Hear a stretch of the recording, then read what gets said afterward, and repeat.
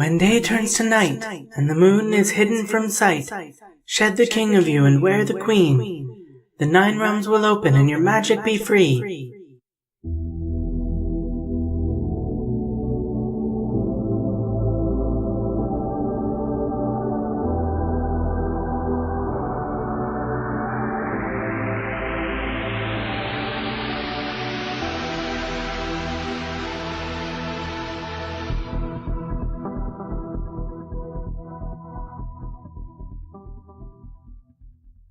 Hi, my bling. It's your favorite drag witch, Nova Jupiter Jenkins. Or at least I'll be your favorite once you get to know me. My friends call me Nova JJ, and you can too. Welcome to our 3rd new moon episode. If you're just joining us, I'd recommend hopping back and listening to the previous episodes to get caught up on the sitch with this witch. Summer hasn't ended yet, but the earth has been hot and dry. The leaves are drying too, and soon they will die. This new moon is known in the heath as the dry leaf moon. There's no mythic or magical explanation, just good old end of summer leaves falling to the ground, harbinging the coming of autumn. But even though the summer is ending, it hasn't ended yet. Let's not mourn the dying before they're dead. In the dark of the new moon, we can still enjoy the cool but pleasant night around a non-lethal campfire if we're lucky, hopefully with some good folk for company. I wish I could start a campfire right here at the information desk in the library. But the energy it would take to contain the fire and keep it from setting all these beautiful books ablaze, or even just from drying them out, would be more trouble than it's worth. And it makes the librarians cranky. And you do not want to make the librarians cranky. They know how to end you in so many ways, you would die from old age just hearing the list. I heard of someone dying that way once. They were trapped in this time bubble, so no time passed for anyone else, but they just had to sit there and listen to all the horrible ways they could die until they withered away to dust. I mean, their crime was pretty terrible. They bent down the corners of the pages in the library books. Can you imagine? What kind of monster does that? Her name was Julia. She goes by Gulia now. I see her haunting the arboreal horror section from time to time. Well, for story time, I was going to read from The Spirit and the Spy book that I picked up for Gerald, but he doesn't seem to be around right now. Gerald? Where are you? Maybe he went down to the Eternal Darkness Civilization section to submit a complaint. So, I guess instead I'll read a story from this collection of post-apocalyptic stories called Tales from the Far Side, but like so far that they've gone around and are near again, but from the other direction, also known as Tales from the Other Near Side. This story is called The Metal Detector. The murmur echoes high above in the darkness. It taunts me from all directions. The acoustics in this place are too damn perfect. Have to keep moving. I step carefully into the aisle. Every footfall betrays me. The acoustics don't seem to work in my favor. Probably because I'm on the ground while it's hovering around up there with its blind, groping tentacles. I can hear them writhing. Not exactly hear, sense them somehow. Maybe it's my imagination, but I swear I can feel the air's disgust as they worm their way around. I hurry down the aisle a few rows and duck back in behind the seats. I freeze to wait for signs that they found me. Another murmur bounces off everything. Closer this time? No way to tell. It's coming from God's damned everywhere. I reach down and rest my hand on my abdomen and wait. Just when I think it won't come, another murmur. 3 is a pattern. I wait again, and like a disgusting meatbag version of clockwork, it comes again, and when it does, I pull my abdomen open, praying that the small warning beep will be hidden by that thing's insipid noises. On the next murmur, I rip out my cooling fan. Overheating is the least of my worries. It's freezing in here. Without waiting, I wing it away into the corner of the hall like a frisbee. A tentacle thumps into the back of the seat behind me as the monstrosity moves away to investigate. I move in the opposite direction. The thump on the seat triggers my memory banks, and I barely manage to activate the mute function and close my eyes before the memory starts to replay on the back of my optic array. It's of the last time I was in this concert hall before it closed. I tried desperately to extinguish the ghostly image of opera singer 3867, but the explosion that drove me in here in the first place must have knocked out some of my controls. If I lay still, it's going to find me. Move with my eyes closed and I'm likely to run into something, if not the thing itself. And if I open my eyes, the projection of my memories will be like a beacon. That thing's not that blind. Where is it? It won't be distracted by the cooling fan for long. Still and silent is probably my best bet until I can shut this memory down. I also just really don't want to see it again. That night didn't end well. Run to the concert hall, Theodore 268. You'll be safe there. Great idea, Theodore 268. It never was the idea designate. That was always Norman 893. I miss him. The me in my memory turns in his seat to confront the individual kicking it. The individual opens its mouth and the murmur echoes around the hall again. The anger and sadness from my memory and the fear from right now flood my neural net and almost trigger a reboot. I try not to shake as I'm forced to watch the diatribe by the individual, and then its attack on Norman 893 as we leave the concert hall. Finally, the memory fades to black and I open my eyes. Or I think I do, but the blackness is the same either way. I feel like my battery is depleted to nothing. Maybe our attacker was right that night. Maybe the emotional matrix that 13% of the population developed was a virus sent by the gods as punishment for the development of organic technology. God's damned scientists experimenting on flesh bags until the flesh bags started experimenting on themselves. The organic revolution was inevitable after that. Maybe it's all inevitable. I shake my head. No time for that. Have to keep moving. I scurry to the end of the row I'm in, almost to the opposite corner from where I threw the fan. Corners are bad. I need a bigger distraction.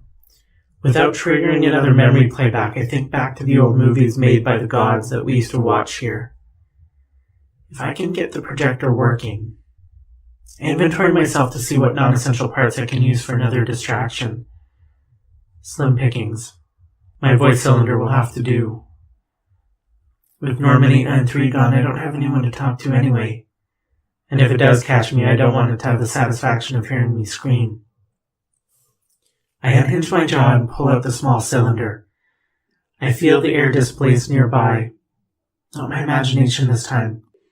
I gently kiss my voice goodbye and send it clattering under the seats off to my left. The thing moves off like a fetch bot, one of its tentacles sliding through the air in front of my face. As soon as it's passed, I hurry to the far aisle and race silently up the carpet. Is it me, or are the murmurs coming faster now? Panic becomes a new enemy I have to overcome.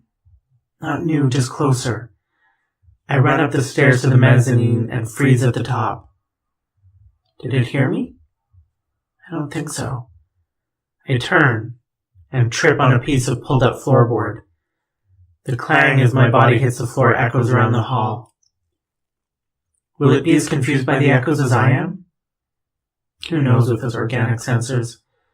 Can't stop. I pick myself up and run the rest of the way up the aisle to the sound booth. The door to the room is ajar. I can't tell if the gods are smiling on me or laughing at me.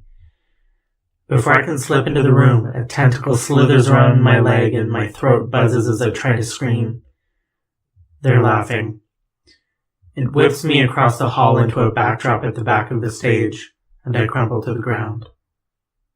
Repeat playback?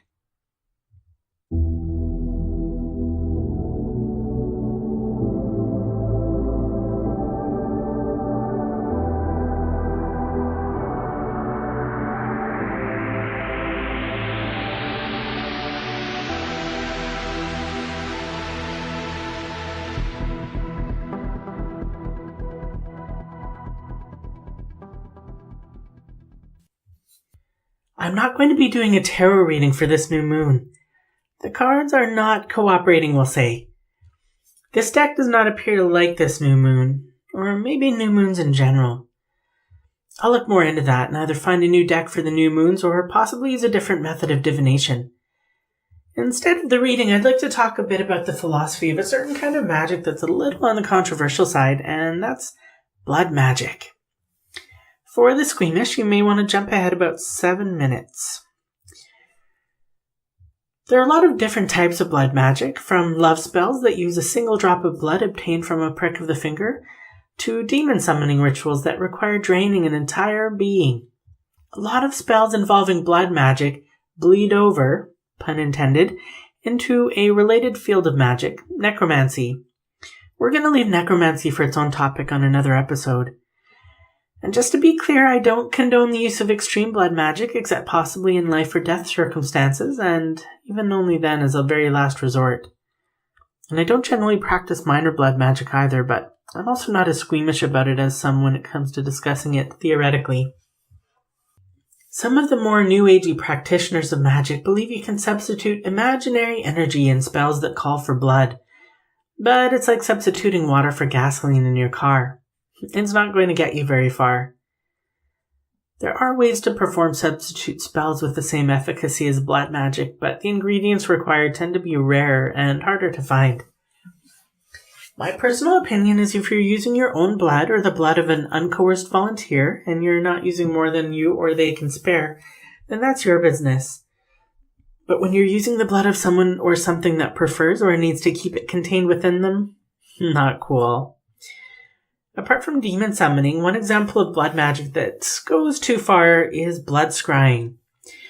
For those of you who are unfamiliar, regular scrying is when you gaze into a reflective surface such as a mirror, a crystal ball, or a bowl full of ink until you see visions of the future, or past or present.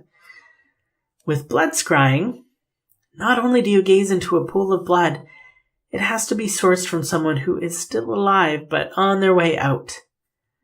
The draining life force lends power to the visions. It's a nasty piece of work, and while the visions tend to be very accurate, they're rarely worth the price. And there is a price for blood magic, at least any blood magic that involves taking blood without the consent of its producer. It causes a kind of spiritual cancer that eats away at your soul, until eventually your soul is replaced with a rotting shell of itself. Another example of blood magic is warlocks. I mentioned last episode that I would explain the difference between witches and warlocks. A lot of fiction portrays warlocks as just the male version of a witch, but as I said last time, both terms, witch and warlock, are gender neutral. A warlock is kind of a witch vampire. They don't need blood to survive the way regular vampires do, but by drinking the blood of a witch, they temporarily gain the magic of the witch. The magic does not last long beyond the death of the witch, though, so it's kind of a vicious, ongoing cycle, and the warlock ends up being a bit of an addict. The warlock that I encountered on my first trip to the Heath would have attempted to feed off me regardless of what I had said or done, so there is no love or guilt lost there.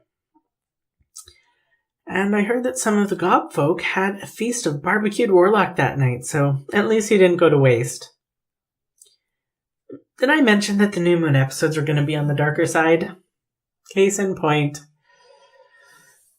One example of blood magic that's a bit less destructive is spells involving menstrual blood. Obviously, only a certain portion of the population has access to this resource, but the creative energy tied to the menstrual flow can be pretty powerful. Spells involving menstrual blood can include fertility spells, of course, as well as animating thought forms, like when you bring gingerbread men to life to do your bidding. Some argue that blood magic is not much different, morally speaking, from killing animals for food in a day and age when it's not strictly necessary for survival. While an argument can be made for that when it comes to participating in factory farm economy or other cruel and unsustainable practices, there is a cycle of life aspect to eating the flesh of other beings. And so if it's done thoughtfully, sustainably, and with an awareness of the food supply chain, the probability of a soul-eating cancer is reduced by a little bit. Along with that, blood magic that uses blood obtained from animals where the rest of the animal will be used for food and other things has a lot less detrimental effect. Like when you use the blood of a chicken for a voodoo curse, and then have chicken a la king for supper. I should mention that Adam and I are both vegetarian and would prefer to quest for the rare and harder to find items that an alternative to blood magic might call for. Because who doesn't love an adventure? So it made me an agoraphobe. And they like hearing about the adventures of other people, so it's still a win. Okay, that's going to be it for this Dry Leaf Moon. Thanks for joining me, everyone. Rate, comment, and subscribe on Stitcher, Apple Podcasts, and now Spotify, or wherever else you might find us. Share us with a friend, or 3, or 13. And remember, blood may be thicker than water, but viscosity is not a true marker of the strength of a bond. Bye!